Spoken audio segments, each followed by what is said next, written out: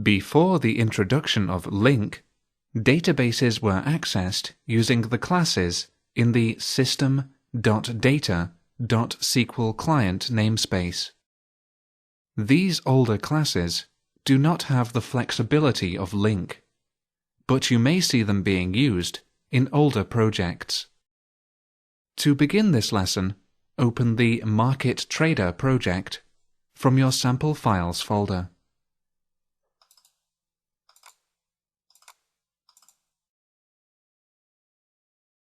And open dataaccess.cs.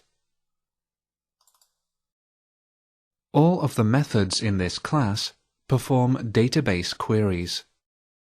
Now examine the getMarketQuotes method.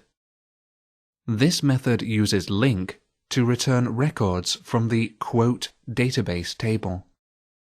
You're going to replace this code using classes from the SqlClient namespace. First, remove all existing code from the getMarketQuotes method.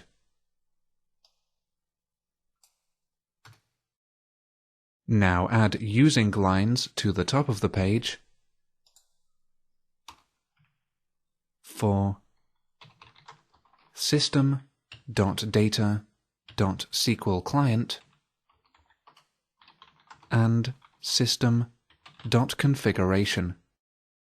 Next, you're going to add code to the getMarketQuotes method to retrieve the connection string from the web.config file.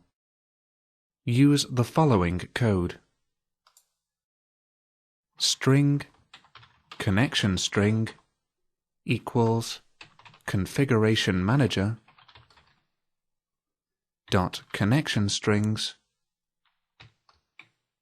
market trader connection string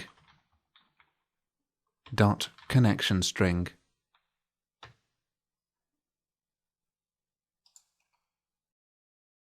A connection string contains the settings used to connect to your database. Connection strings are stored in the web.config file inside the connection strings tag. The connection string was automatically added to the web.config file by Visual Studio when the Market Trader database was added to the project. The Configuration Manager class is part of the system.configuration namespace. Next, you're going to add some code to connect to your database. Add the following code on the next line. Using SQL connection equals new SQL connection string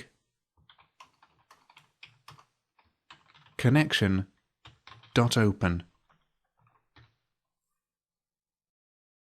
This code creates and opens a connection to the database.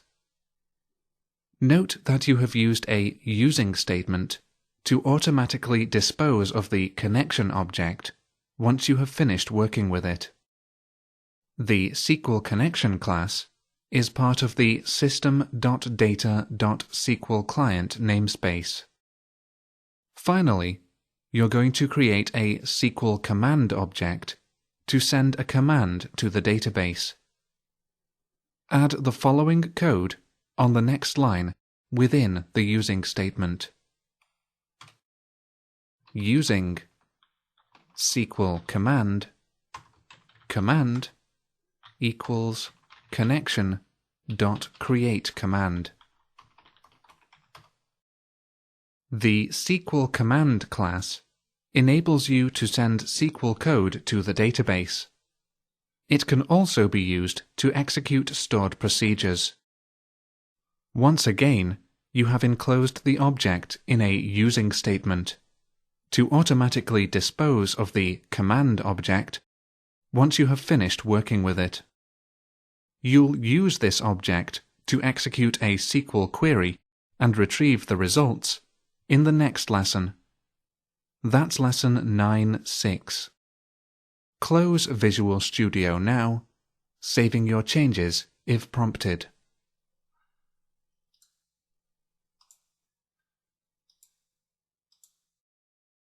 You've now completed Lesson 9.5.